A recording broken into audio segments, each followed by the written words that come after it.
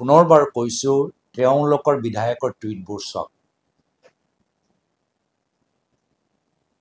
তেওঁলোকৰ বিধায়কৰ টুইটবোৰ দেখিলেই আপোনালোকে গম পাব তেওঁলোকৰ ৰাজনীতি তেওঁলোকৰ কেন্দ্ৰীয় বিজেপি আইটি সেল যিসকলক গৃহমন্ত্ৰী অমিত শ্বাহ ডাঙৰীয়া মাতি পঠায়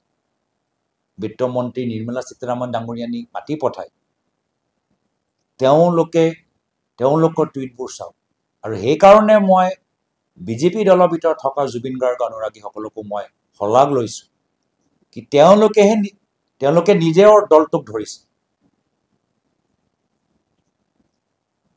যদি তেওঁলোকে ৰাজনীতি কৰা নাই তো তেওঁলোকৰ অনুৰাগীসকল কিয় লিখিবলৈ বাধ্য হৈছে টুইটাৰত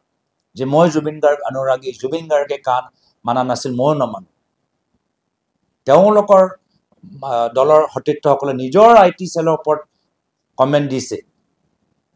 যে জুবিন গাৰ্গৰ লৈ আমি ন্যায় বিচাৰো এই ধৰণৰ সাম্প্ৰদায়িক কথা জুবিন গাৰ্গে কৈছিলে মোৰ কোনো ধৰ্ম নাই মোৰ কোনো জাতি নাই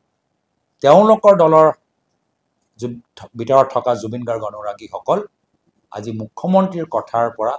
তেওঁলোকে যথেষ্ট আঘাত পাইছে